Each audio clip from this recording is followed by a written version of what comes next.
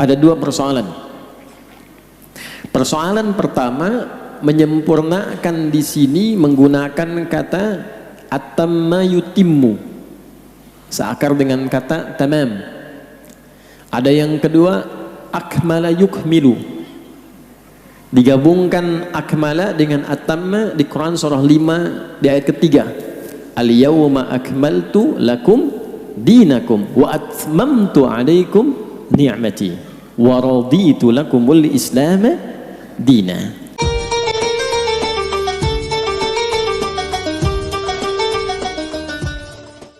Kharaja bi nafsihi wa malihi falam yarji' min dzalika bi syai'. Kecuali ada satu saja. Ya, jihad fisabilillah tak mampu menandingi amalan ini kecuali satu jihad saja, yaitu seorang yang berjuang dengan dirinya, kemudian hartanya sampai dia meninggal. Itu puncak tertingginya. Kayak yang berangkat haji ya, kita doakan semuanya mabrur dan dimudahkan oleh Allah Subhanahu wa taala. Ya, mereka kan berjuang dengan fisiknya, dirinya, terus nabung sebelum berangkat. Itu kalau meninggal dalam penunaian, apakah sebelum ditunaikan meninggal, itu statusnya tinggi di hadapan Allah Subhanahu wa ta'ala. Nah, di luar itu sama seperti kita sekarang.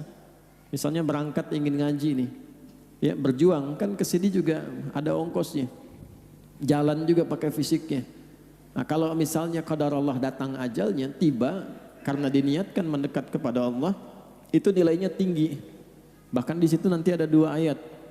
Ya, yang pertama di At-Taubah ayat ke-122, wa ma kana al-mu'minuna liyanfiru kaffa falawla nafara min kulli firqatin minhum ta'ifatun liyatafaqahu fid din wa liyunziru qaumahum idza raja'u ilaihim la'allahum yahdharun. Tidak semua orang beriman itu mesti hadir ke medan juang semua, ke medan tempur. Ada satu amalan yang nilainya sama dengan berjuang di medan perang, dan kalau tidak ada tuntutan berjuang di medan perang ini, amal ini naik status jadi yang tertinggi. Demikian komentar para mufassir. Ada namanya Syekh Mustafa Al-Maraghi, punya kitab itu Tafsir Al-Maraghi 15 jilid, mengomentari tentang ayat ini. Kalau tidak ada tuntutan seperti bela negara misalnya, maka belajar mengaji, belajar agama seperti ini, itu statusnya di atas nomor 1 sebagai jihad fi sabilillah. Tapi bukan semua orang yang datang naik status, tidak. Lihat tafaqahu, sifat pertamanya fikih, sampai paham. Jadi bukan datang ya, kemudian tidak ada hasrat untuk serius mengkaji, memahami, ya kembali keutamaannya ada, tapi tidak ada di level yang nomor tertinggi tadi. Lalu dari yang paham itu dibawa pulang ke tempat masing-masing dan ditebarkan kembali menjadi kebaikan.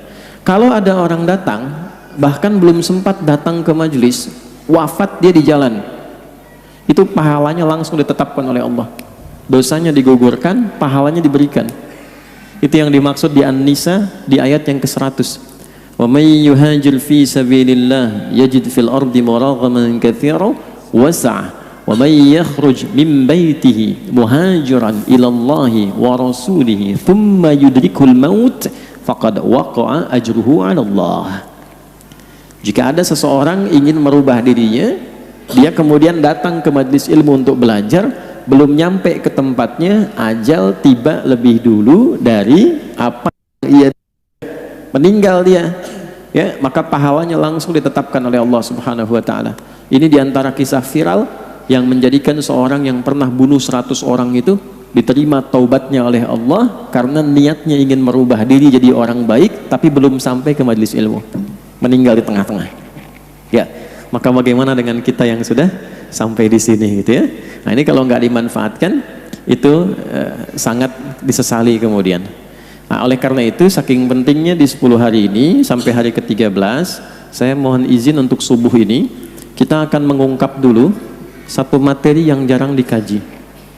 Ya, kebanyakan yang dibahas itu nanti fikih kurban, tata cara Idul Adha, keutamaan berkurban. Nah, materi ini yang jarang kemudian dikaji, sehingga tidak semua nanti orang yang mengalami perjalanan awal Dzulhijjah sampai ke-13 itu bisa berhasil dalam pandangan Allah dan Rasulnya. Standarnya apa? Kemudian yang kedua, apa keutamaan dan inti dari perjalanan Dzulhijjah ini? Itulah yang mumpung kita masih ada di hari kelima ini dan belum ada kajian ke depan untuk mengulas lagi, maka saya minta izin subuh ini untuk membahas sesuatu yang penting terkait dengan esensi keberhasilan perjalanan awal sampai pertengahan Dzulhijjah. Baik Bapak Ibu sekalian, saya harapkan kita agak bisa lebih fokus karena ini kajian hanya berlangsung 45 menit saja. Kami akan berangkat ke satu desa di Sindanglaya, jaraknya dari sini 3 jam untuk memulai program bimbingan di setiap desa-desa di Indonesia. Oleh karena itu kita bisa fokus di pertemuan ini dan semoga diberikan kemudahan oleh Allah Subhanahu wa taala untuk dipahami. Saya mau pastikan dulu suaranya jelas terdengar insyaallah ya. Baik. Ya, kita mulai yang pertama dari Al-Quran surah kedua Al-Baqarah di ayat 196 sampai ayat 203. Quran surah kedua Al-Baqarah ayat 196 sampai ayat 203. Itu bagi yang berhaji. Yang tidak berhaji, ada ayat yang mirip, yang serupa esensinya, intinya. Itu di Quran surah ke-22, surahnya surah haji, Al-Hajj. Tapi amalannya ternyata bukan amalan haji. Tapi inti amalan ini, itu substansinya serupa dengan orang haji. Ya, Quran surah ke-22 di ayat ke-37. Saya ulangi ya. Yang pertama, Quran surah kedua Al-Baqarah di ayat 196 sampai dengan ayat 203. Ini sampai selesai haji. Yang kedua, Quran surah ke-22 di ayat 37. Jelas? Baik, pelan-pelan. Nanti setelah itu kita urai kembali teman-teman sekalian, Bapak dan Ibu, ayat-ayat yang lainnya. Saya terangkan sebentar di Al-Baqarah dulu. Wa atimmul hajja wal umrata lillah. Dan hendaklah kalian menyempurnakan ibadah haji dan umrah itu karena Allah. Maksudnya wa atimmul hajja wal umrata lillah. Di sini ada dua persoalan. Persoalan pertama, menyempurnakan di sini menggunakan kata atamma yutimmu, seakar dengan kata tamam. Ada yang kedua, akmala yukmilu, digabungkan akmala dengan atamma di Quran surah 5 di ayat ketiga. Al yawma akmaltu lakum dinakum wa atmamtu alaikum ni'mati wa raditu lakumul islam dina. Tapi di mushaf diterjemahkan dua-duanya menyempurnakan. Kalau Allah perintahkan dan sempurnakan, berarti konsekuensinya ada yang tidak sempurna. Awas nih ya, makanya tadi kita doakan sayang-sayang sudah jauh ke Mekah menunaikan haji tapi tidak sempurna. Ada dua kata kamal dengan tamam. Kalau kesempurnaan menggunakan kata kamal, artinya sempurna seutuhnya dan tidak ada pelengkap lagi. Contoh, cara kita beragama, cara sholat, cara haji, manasik, ya, itu semua diungkap oleh Quran dengan kamal. Artinya sempurna, tidak ada penyempurna lagi, tidak ada pelengkap lagi. Al yauma akmaltu lakum dinakum. Jadi nggak usah aneh-aneh. Kalau sholat subuh 2 rakaat, sudah 2 saja. Ya, jangan terlampau soleh pengen 3 misalnya, tidak. Itu sudah sempurna. Dan caranya diatur. Shollu kama ra'aitumuni usolli, dari mulai takbir sampai dengan salam. Jadi tidak perlu misalnya ada imam, ada asisten imam penerjemah, nggak usah. Ya, itu sudah sempurna, selesai semua. Kalau tamam, artinya kesempurnaan yang masih diharapkan tambah lagi. Kenapa nikmat menggunakan kata tamam? Wa atmamtu alaikum ni'mati. Karena orang kalau dapat nikmat itu, sekalipun telah meraih yang dipengen, tetap pengen lagi yang lain. Anda pengen sepeda mereknya X, setelah dapat sepeda pengen apa? Oh, kan? Setelah motor pengen apa? Mobil. Selalu pengen nambah, kan? Nah, haji umroh juga begitu. Hari ini sudah haji, tahun depan pengen lagi. Sekarang umroh, bulan depan pengen berangkat lagi. Nah, itu fitrah. Tapi pesan Quran, jangan sampai sering-sering berangkat tapi nggak sempurna ibadahnya. Kalau merasa kurang sempurna, silahkan berangkat menyempurnakan. Tapi jangan sampai jadi ritual keberangkatan tapi tidak ada kesempurnaan amalan. Karena itu kalau ingin sempurnakan ibadah ini, perhatikan ujungnya. Wa atimmul hajja wal umrata lillah. Bagaimana cara menyempurnakannya? Maka ditutup dengan kalimat kerjakan karena Allah. Kalau dikerjakan karena Allah, berarti panduannya karena Allah. Pelajari hukum-hukum Allah sebelum berangkat menunaikan haji bagaimana. Sebelum umrah Allah ngajarkan apa lewat Rasulullah. Bagaimana pelaksanaannya, bagaimana ukuran keberhasilannya. Nah, saya akan langsung lompat ke ayat 203 karena waktunya terbatas. Dari semua perjalanan di Arafah, ke Muzdalifah, ke Jamarat, kemudian ke Muna yang disebut dengan Mina itu, lalu ifadah dan selesai haji ya, itu puncaknya nanti ada di Al-Baqarah ayat 203. Perhatikan kalimatnya.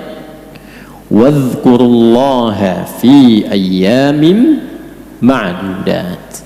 Faman ta'ajjala fi yawmaini fala ithma alaihi wa man ta'akhkhara fala ithma alaihi liman ittaqa. Lihat ujungnya. Wattaqullaha wa'lamu annakum ilaihi tuhsyarun. Dan tingkatkanlah zikirmu kepada Allah saat di puncak-puncak ritual haji sampai ke Muna di Mina itu.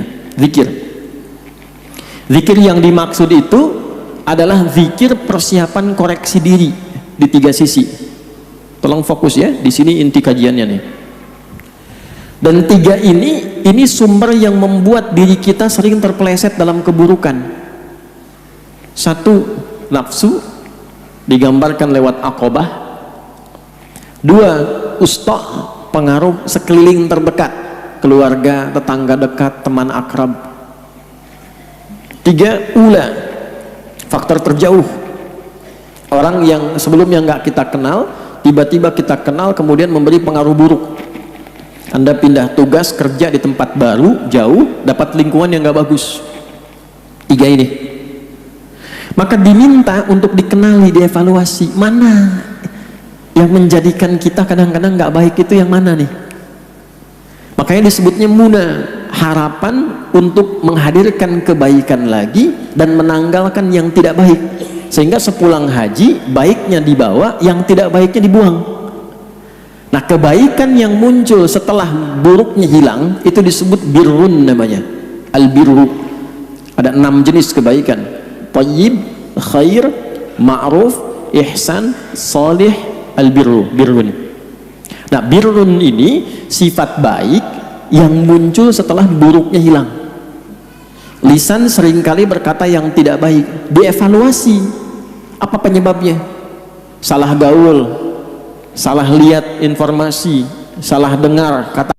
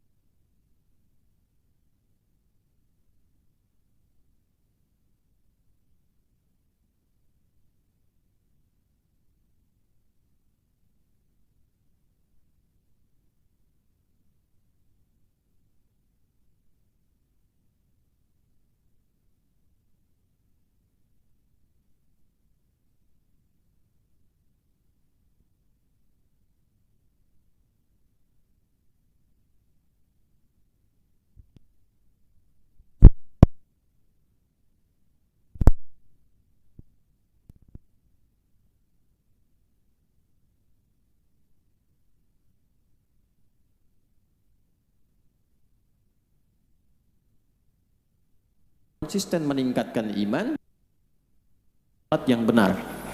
Oke. Waktu puasa kemarin Ramadan, apa tujuan puasa?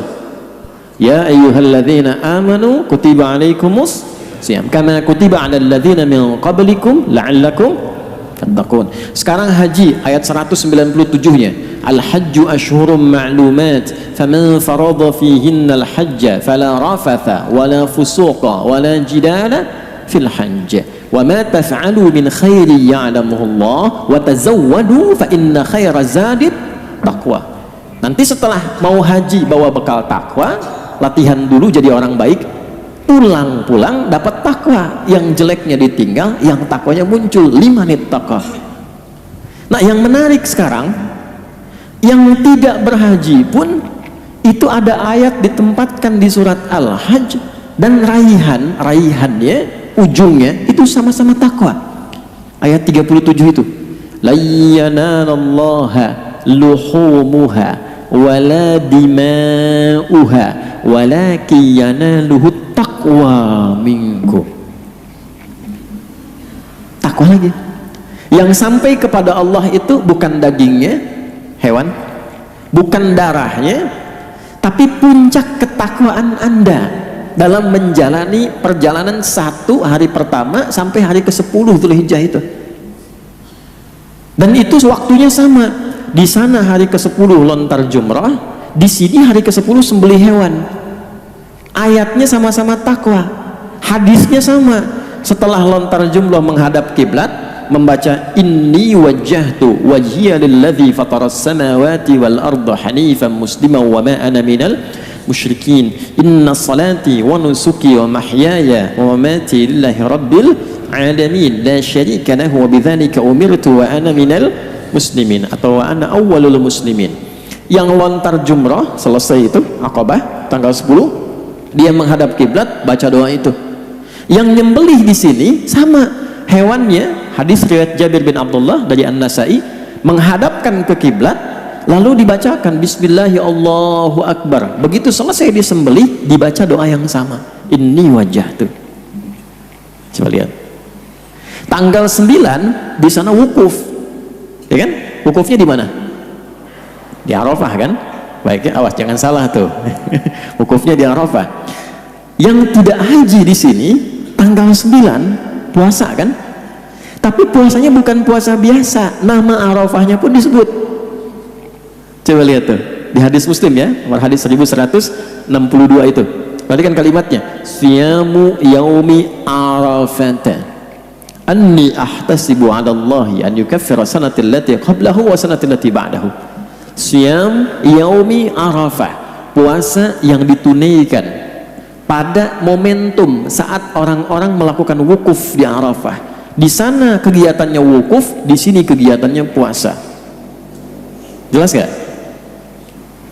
Jelas ya? Nah, apa pekerjaan orang wukuf, apa pekerjaan orang puasa? Karena kata puasanya, kemarin saya ungkap di Tanah Kusir, itu menggunakan kata siyam, bukan saum. Asyam, bukan asyab ya, siyam ya.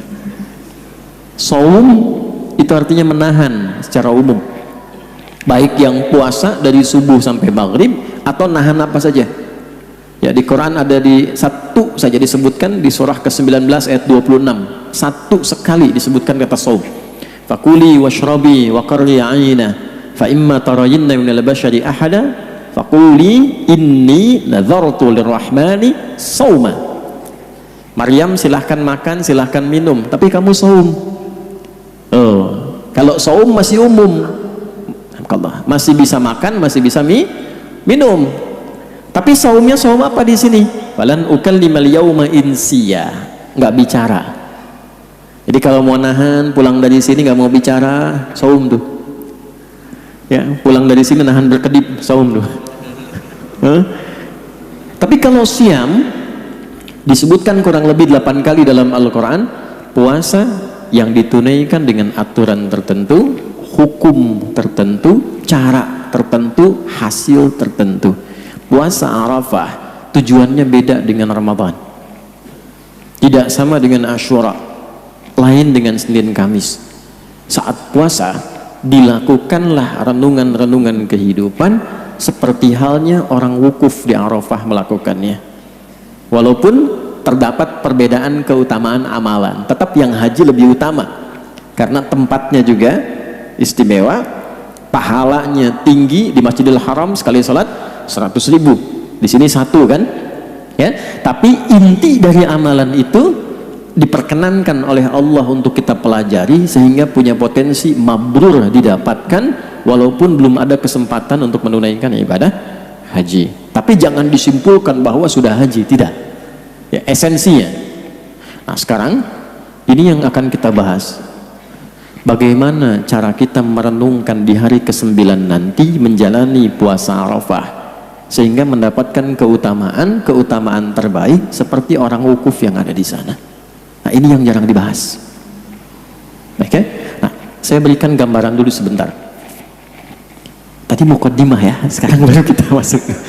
Saya izin berdiri ya, jarang-jarang di sini berdiri. Dulu sering bawa kitab. Jadi tadi disebutkan keberhasilan orang yang haji, termasuk orang yang kurban, orang yang puasa sampai selesai tanggal 13. Ciri keberhasilannya mendapatkan apa? Takwa ya, saya ingat ya. Takwa. Nih. Takwa itu adanya di mana dalam tubuh kita? Allah. Adanya di mana? Tuh, jangan lama-lama, waktunya terbatas. Wallahu a'lam gitu ya. Adanya dalam jiwa, dalam nafas. Dari mana taunya? Quran. Ini tempatnya takwa di dalam diri kita ya. Quran surah ke-91 Asy-Syams ayat 7 sampai 10. Ayat 7 sampai 8-nya ini posisi takwa. Wa nafsi wa ma sawwaha fa'alhamaha fujuraha wa taqwaha. Dan demi nafas yang telah disempurnakan penciptaannya. Nafas itu sempurna ketika roh masuk ke dalam tubuh usia 4 bulan.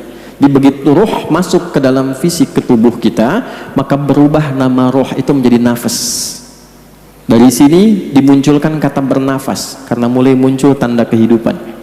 Saya ulangi ya, roh ditiupkan usia 4 bulan kandungan, masuk ke dalam tubuh kita, maka ketika menyatu roh dengan fisik, berubah nama roh menjadi nafas.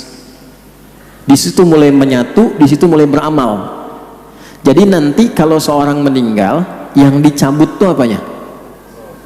Roh, tapi ketika rohnya itu pulang, berubah nama, cabutannya menjadi nafas. Datang dia dengan roh, pulang dengan nafas. Kullu nafsi dha'iqatul maut, bukan kullu ruhin. Coba lihat. Ya ayyatuhan nafsul mutmainnah, bukan ruhul mutmainnah. Kenapa beda? Karena ketika masuk belum ada amal, masih kosong. Ketika menyatu dengan fisik sudah ada amal, dia pulang membawa amalan. Apa yang mendorong roh ini untuk beramal, nafas ini untuk beramal? Ini takwa. Adanya dalam nafas. Pelan-pelan ya, ini kajian agak dalam nih. Untuk mensupport supaya takwanya bekerja, dibuat lawannya, namanya fujur. Nih. Fujur.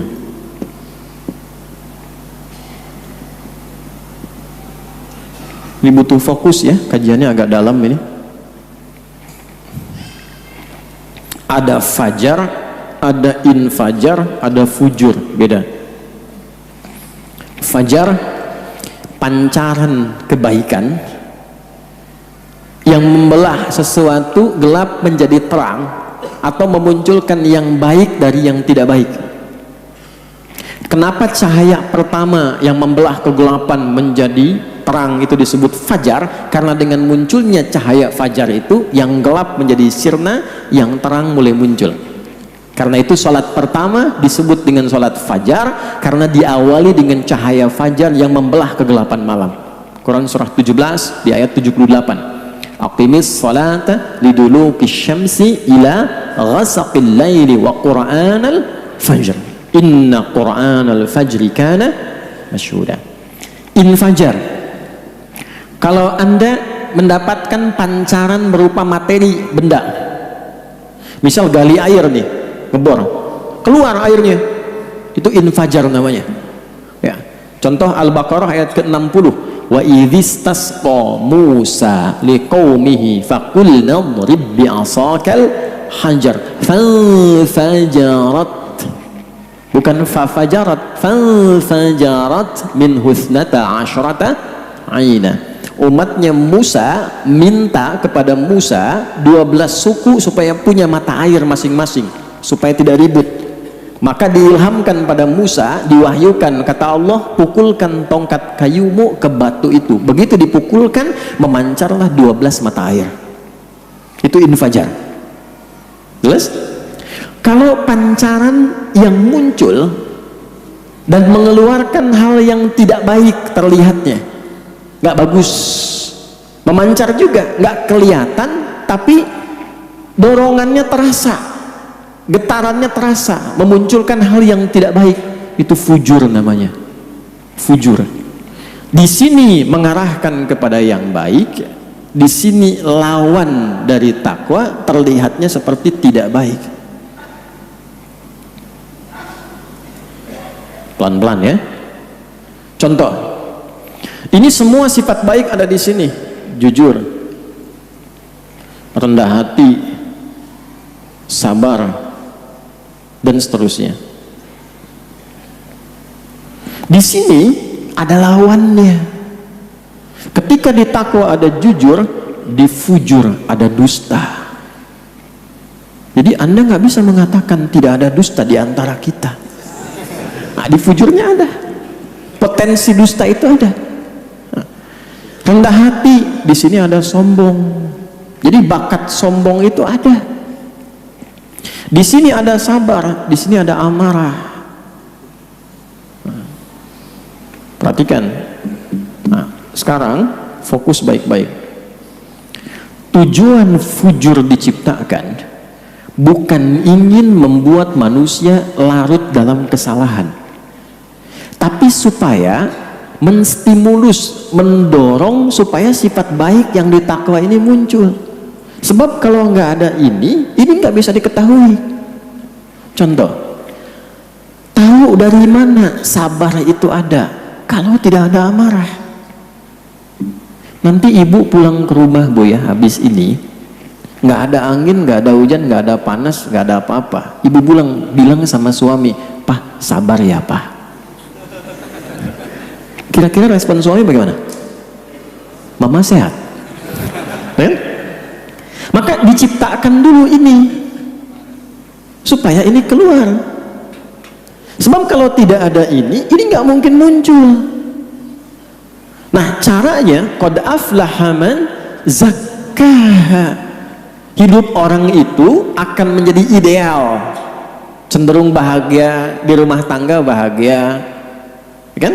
Di rumah orang juga bahagia, di rumah Allah bahagia, di kantor bahagia, dan sukses. Kapan itu terjadi? Zakkaha, ketika mampu menyucikannya. Nah, sekarang saya tanya, nyuci itu buang bajunya atau buang kotorannya? Gak mungkin ada nyuci buang bajunya, kan? Buang. Nah, sekarang pertanyaannya, mungkin nggak ada baju bersih dicuci? Tidak, kan? Berarti kotoran itu diciptakan supaya muncul bersihnya. Karena nggak mungkin ada bersih kalau nggak ada kotor. Kebayang ya? Nah, maka yang dimaksud di sini, ya, ini diciptakan bukan ingin membuat manusia jadi jelek, bukan, tapi supaya belajar dari sini, mencari lawannya ke sini. Jadi ketika Anda menemukan amarah, cepat pahami, oh, Allah menginginkan lewat ini sabar saya muncul. Misal, ini ke rumah, suami tiba-tiba marah. Nah, cara mengondisikan supaya cenderung tenang dan nyaman itu cari lawannya. Kalau amarah dititipkan pada suami, oh, berarti yang diinginkan dari saya oleh Allah sabar.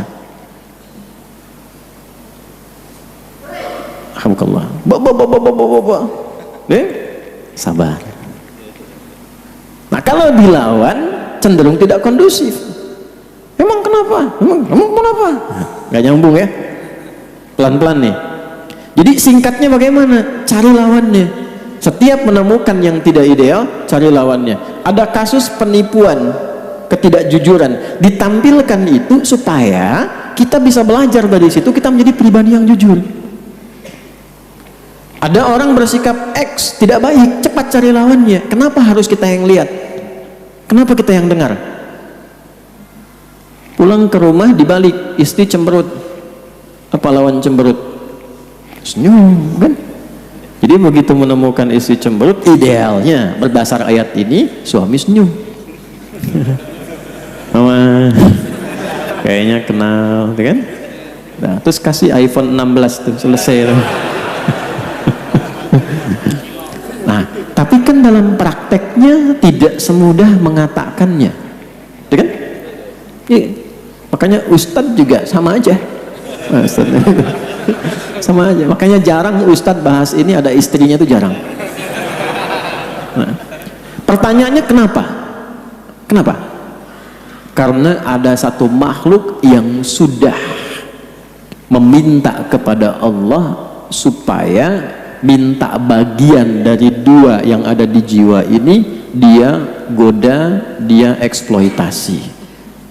Keterangan itu ditemukan di Quran surah keempat An-Nisa di ayat 118. Quran surat 4 ayat 118. Kalau mau disempurnakan sampai jenis godaannya sampai ayat 119. La'anahullah, setan dilaknat oleh Allah. Qala la attakhidanna min ibadika nasiban mafruḍa. Dan dia berkata, ya Allah, aku diberi kesempatan sampai kiamat menggoda anak cucu Adam, maka aku akan mengambil satu bagian dari jiwanya supaya aku goda, dieksploitasi. Nah, bagian itulah yang ini, yang fujur. Awas, hati-hati. Wala udillannahum, aku akan sesatkan lewat sini. Tersesat, yang harusnya mensupport ke takwa, dia bikin jalan sendiri, bikin jalan sendiri, digoda secara halus. Harusnya begini, harusnya ini kesini jalurnya. Setiap menemukan dusta, jujur muncul. Setiap menemukan sombong, rendah hati muncul. Jalurnya harusnya kesini, tapi dia bikin jalur sendiri. Dia bisikin tuh, halus, tembus. Dan dahsyatnya, dibisikinnya dari pintu terluar.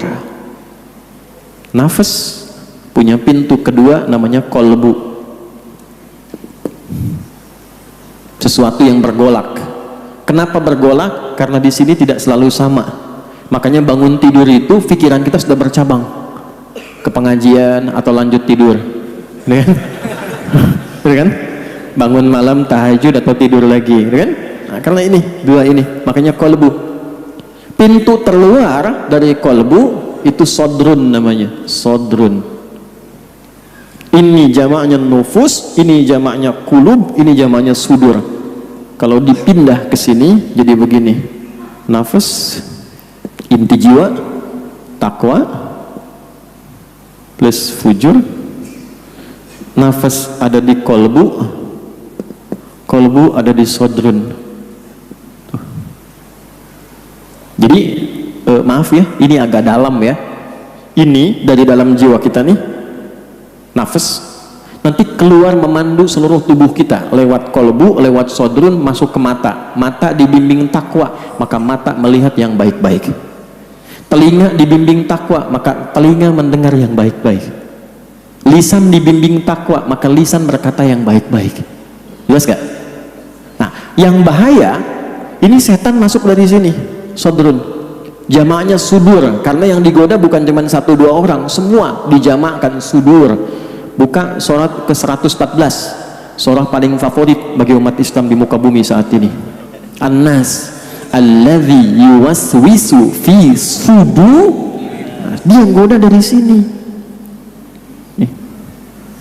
Masuk ke kolbu, tembus ke fujur. Jadi dia bikin jalur sendiri.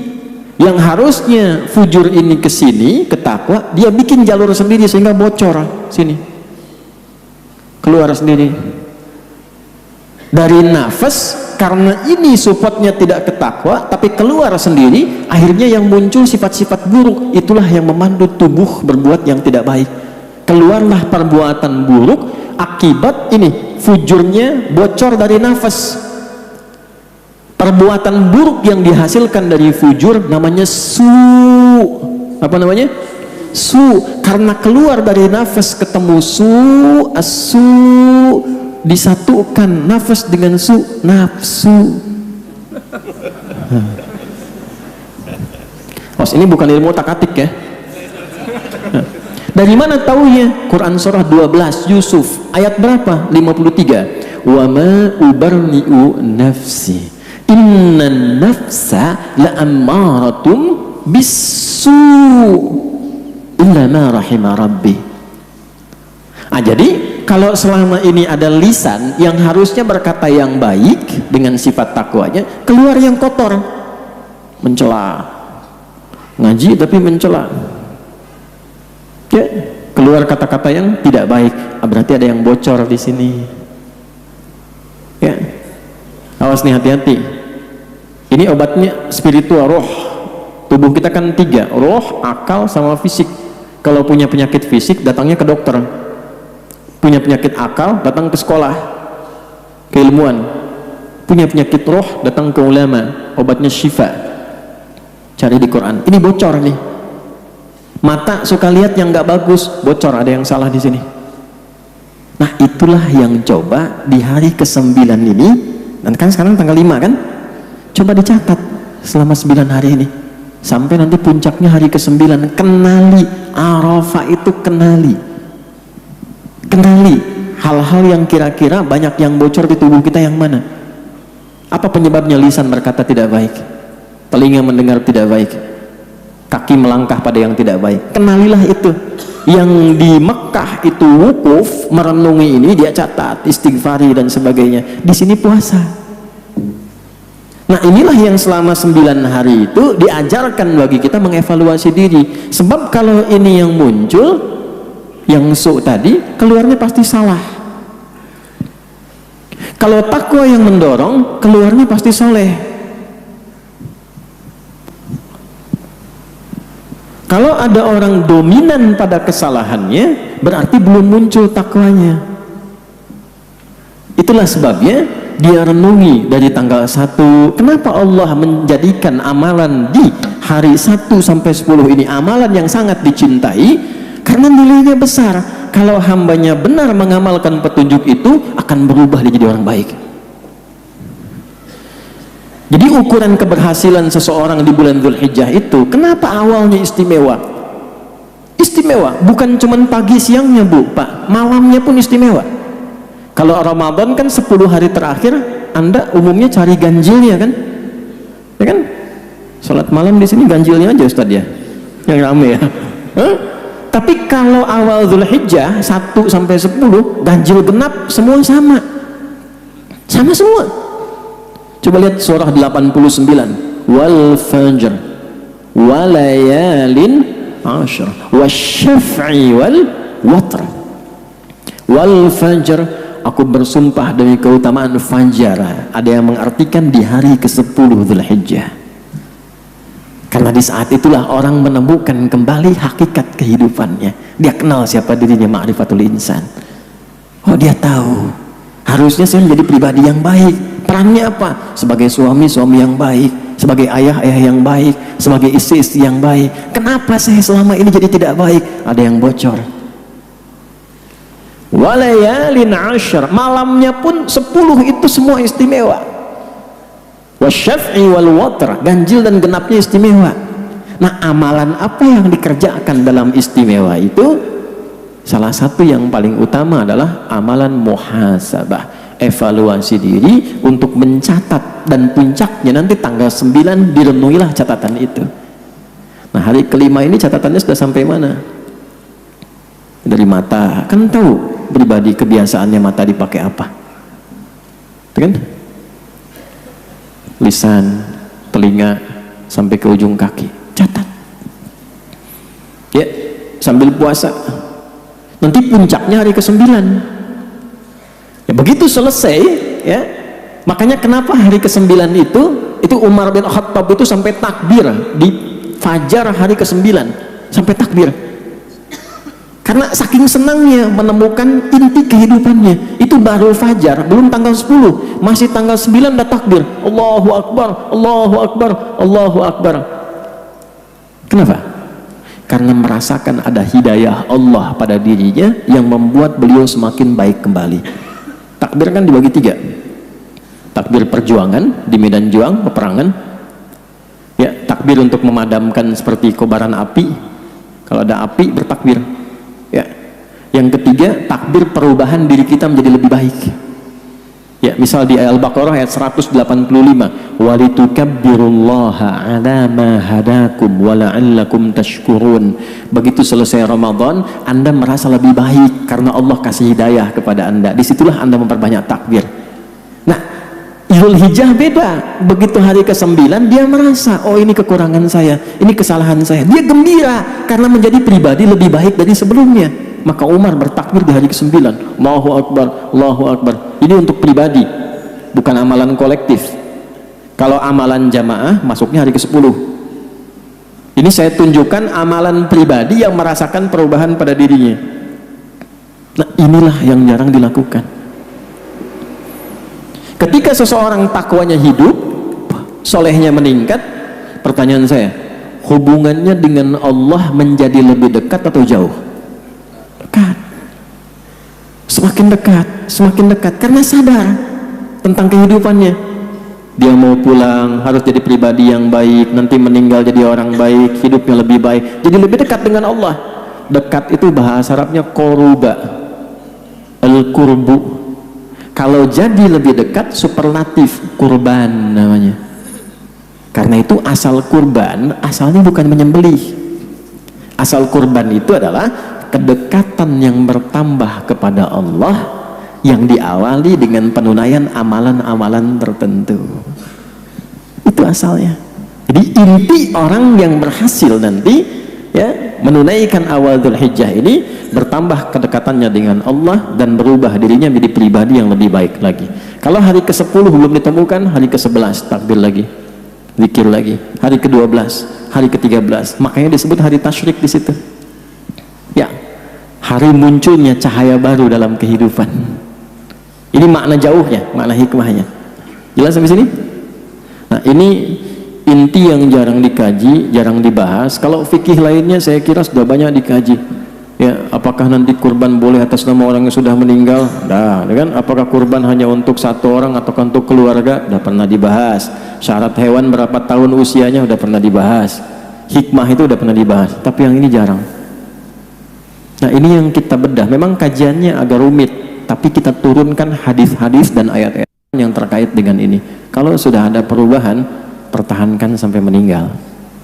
Saya ulangi, pertahankan sampai meninggal. Itu yang kita nanti bawa. Nah, makanya syukuri kita yang terpilih bukan orang lain. Coba, sebagian sudah ada yang meninggal kan, dan sebagian belum beriman. Kita terpilih. Jadi kalau tahun ini belum dimanfaatkan, belum tentu tahun depan dapat. Ini poin utamanya. Jadi ini yang ingin saya tekankan di kesempatan pagi hari ini. Kita sekarang ada hari kelima. Kalau belum sempat hari ini, mulai besok hari Senin. Sambil puasa, catat. Ada cermin kan di rumah ya? Kalau nggak ada pakai handphone kan, lihat tuh tubuhnya tuh. Nah, mulutnya ini 1, Adi, 2, 3. Ya, tanya pasangan, terus koreksi pelan-pelan. Hari ke-9 maksimalkan. Kalau tidak percaya, nanti lihat perubahan yang terjadi pada hari ke-10. Dengan cara kita begini, lihat hari ke-10. Demi Allah saya katakan, kalau benar cara kita mengerjakan di tahun ini, di hari ini, akan terjadi perubahan pada hidup kita 5 hari ke depan. Tapi pilihan kan tergantung pada kita semua. Ya, nah ini yang bisa disampaikan di kesempatan subuh kali ini, teman-teman sekalian. Insya Allah pertemuan berikutnya kita akan kembali kepada Adabul Alim wal Muta'allim karya Syekh Muhammad Hashim bin Asy'ari. Subuh kali ini saya menyampaikan hal penting ini supaya bisa kita mulai. Selanjutnya saya mengumumkan beberapa informasi yang sangat penting. Yang pertama, Bapak dan Ibu sekalian yang dirahmati Allah Subhanahu wa taala, mohon doanya. Kita nanti akan memulai hari ini program namanya Raden Mas 2045. Raden Mas itu rencana desa negara emas sampai ke 2045. Kita punya waktu 20 tahun ke depan, tidak mudah ya. Rencananya apa? Nanti ada 3. 1, penguatan SDM. Jadi kita kerjasama dengan Kementerian Desa tapi secara swadaya ya. Jadi jangan dipahami saya masuk ke pemerintahan, tidak. Justru saya itu datang sebagai ulama membimbing, menerjemahkan nilai-nilai Quran dalam kehidupan. Saya sudah ngajar kurang lebih di Indonesia ini 14 tahun dari kedatangan pertama di Tripoli. Teori udah banyak, tinggal prakteknya. Quran itu dibaca berpahala, tapi terasa mukjizatnya ketika diamalkan. Maka dari itu kita akan mulai di hari ini itu praktek bimbingan di 70.000 desa di seluruh Indonesia. Nah, cara meningkatkan SDM ini bagi yang desanya banyak muslim, kita akan coba upgrade menjadi ahli-ahli Quran. Jadi nanti kita sedang siapkan program pendampingan itu ya di setiap desa, itu mulai mengaji lagi, menghafal Quran lagi dan seterusnya. Nah, mungkin akan sampai ke desa Bapak Ibu juga. Kita mulai hari ini dari Banten dulu. Ya, kemudian yang kedua, nanti peningkatan SDM-nya insya Allah ada program nanti beasiswa untuk keluar negeri dan itu gratis. Jadi nanti insya Allah setiap desa mungkin ada 4 orang, 5 orang kita berangkatkan keluar, pulang lagi ke desanya, membangun desanya dengan baik. Ya, yang kedua nanti ada digital, ada program digital, aplikasi sama LED, itu swadaya kita. Kami nggak pernah mengajukan anggaran sana sini, tidak. Kita swadaya dengan teman-teman. Jadi setiap desa itu nanti kita pasang LED dan aplikasi. Jadi orang desa tahu berapa anggaran yang masuk ke desanya, dipakai apa, kegiatannya apa, dan kita bimbing menjadi desa-desa tematik insya Allah. Ya, mohon doanya dari teman-teman semua. Dan yang ketiga, nanti kita juga implementasikan untuk ketahanan pangannya dalam bentuk yang ini yang paling menarik ya, diberikan isyarat oleh nilai-nilai Qur'aninya. Ya, seperti apa misalnya? Kalau yang umum kan banyak. Nah, ini nilai Quran gimana? Ada perisetnya. Jadi bukan tunggal. Saya bukan ahli pertanian. Ya, ahli Quran nanti dengan ahli pertanian ada periset profesional.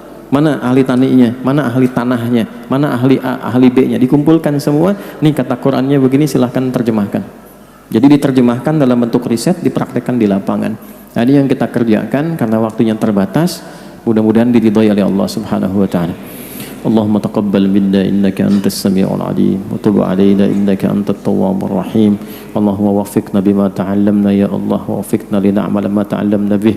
اللهم اجعلنا من أهل القرآن واجعل القرآن صاحبا لنا في الدنيا ونورا لنا في القبور وشفيعا لنا في الآخرة يا أرحم الراحمين. اللهم آت أنفسنا تقواها وزكها أنت خير من زكاها أنت وليها ومولاها. اللهم بارك هذا المسجد مسجد الأزهر ومؤسسيه يا الله يا أرحم الراحمين ومعتمره يا رب العالمين ومصليه يا رب العالمين. اللهم ربنا آتنا في الدنيا حسنة وفي الآخرة حسنة وقنا عذاب النار. وصلى الله على سيدنا محمد وعلى آله وصحبه أجمعين. وآخر دعوانا سبحانك اللهم ربنا وبحمدك أشهد أن لا إله إلا أنت نستغفرك ونتوب إليك والحمد لله رب العالمين. ثم السلام عليكم ورحمة الله وبركاته.